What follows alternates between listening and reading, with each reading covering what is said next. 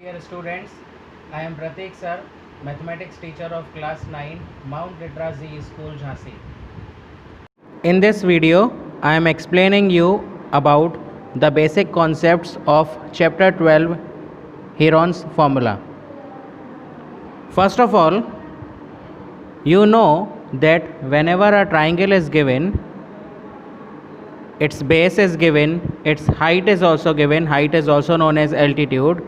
Then to calculate the area of that triangle, we use the formula area of triangle equals to half into base into height. Here you can see the base of this triangle is BD and altitude or height is AD. So half into base into height will be equals to half into BC into AD. For a right angle triangle, we know that one of the side is base, one of the side is perpendicular, so that side is known as height. Perpendicular side is known as height, and the side just opposite to perpendicular is hypotenuse. So for a right angle triangle, we can apply formula to calculate its area as half into base into height. Here in this figure, the base is BC and height is AC. Pythagoras theorem is also applicable in a right angled triangle. Here you can see the base is BC, BC is base, that's why I have written B, B means base. AC is perpendicular, it means P, and AB is hypotenuse, it means H. So Pythagoras theorem is H square equals to P square plus B square. Hypotenuse square equals to perpendicular square plus base square. In short, it is written as H square equals to P square plus B square. This formula is used to calculate any of the missing value out of hypotenuse, perpendicular or base. Next is equilateral triangle.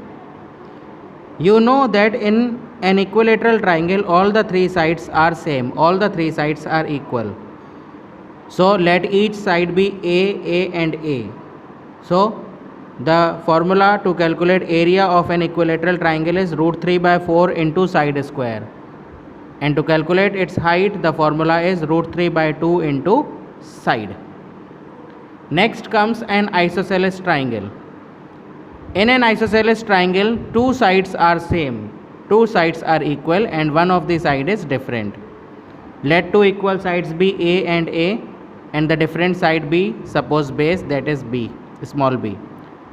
There is a formula to calculate area of an isosceles triangle, that is A root में 4b square minus A square upon 4.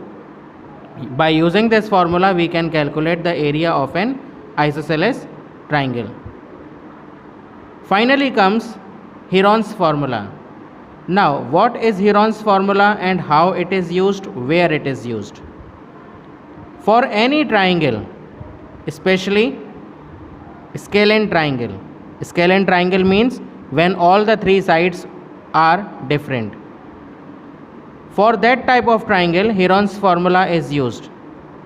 Or we can say, if there is a triangle where we don't know its height, we don't know its altitude, just three sides are given, then we apply Heron's formula to calculate the area of that respective triangle.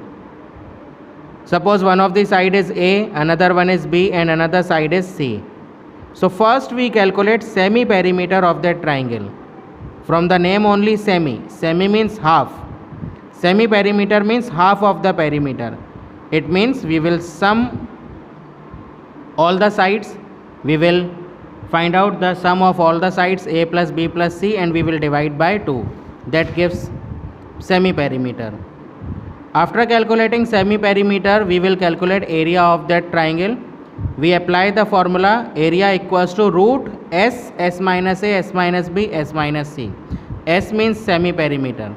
We will put the value of semi-perimeter in one of the brackets, semi-perimeter minus first side of the triangle, another bracket semi-perimeter minus second side of the triangle, and in third bracket semi-perimeter minus third side of the triangle.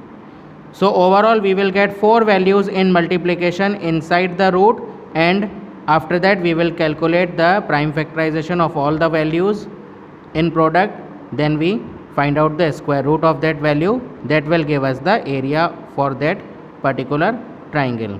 So once again I am telling you that Heron's formula is generally used to calculate area of scalene triangles.